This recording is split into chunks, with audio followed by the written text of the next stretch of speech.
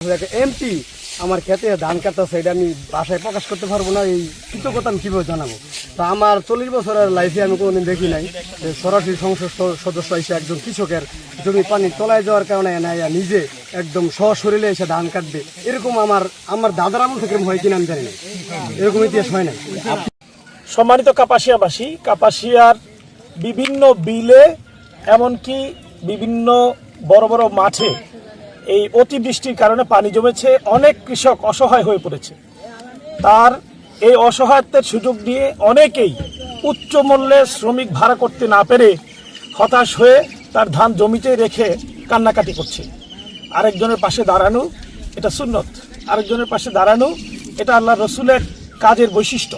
সুতরাং আসুন এই বিপদের সময় সংশ্লিষ্ট কৃষকের পাশে দাঁড়াই, তার ধান কেটে দিয়ে তার পাশে দাঁড়িয়ে তাকে সহযোগিতা করি।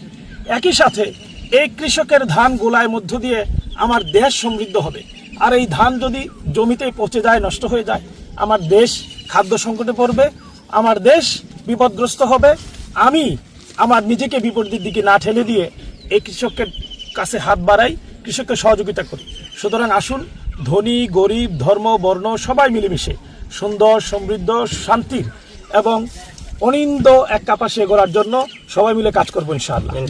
সেই প্রত্যাশায় আবার আবেদন করছে, আসুন সবাই সবার পাশে দাঁড়াই। আল্লাহ সবাইকে সেই তৌফিক দান করুন। আমি তাহলে সম্মানিত ভাইরা, আপনারা অসাধারণ একটা কাজ করছেন। হয়তো এটা হাসি ঠাট্টার মধ্যে খুব অল্প সময়ের মধ্যে অল্প সময়ের মধ্যে আমরা আমাদের দৈনন্দিন কাজের মতোই করছি। খুব বেশি তো বাড়তি প্রেশার নিতে হয় না, কিন্তু এটা একটা বিরাট কাজ হয়েছে।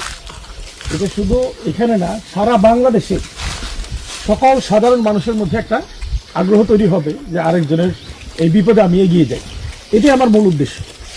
আমি আজকে এটা কাটছি, একজনের উপকার হচ্ছে, আমি এটা চাই না। আমি চাই 1000 জন 1 লক্ষ জন উপকৃত হোক। এটার জন্য এটা সূচনা আপনারা করেছেন এবং এটা যতজন এটা দেখে অনুপ্রাণিত হয়ে কাজ করবে ইনশাআল্লাহ, এটা ততজনের মাধ্যমে আপনারা সওয়াব পাবেন, সবটাই গাড়িয়া হবে ইনশাআল্লাহ। তো এটা কি এখন শেষ না, কি আর চলবে? চলমান, কিন্তু চালাইতে হবে। ঠিক আছে, চলমান থাক, এই দোয়া করি।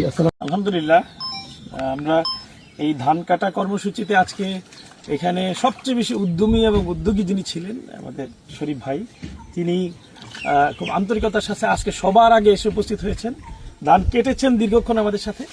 তো হঠাৎ করেই পানির নিচে ধান কাটতে গিয়ে তার আজকে তিনি হাত ভালোই আক্রান্ত হয়েছেন।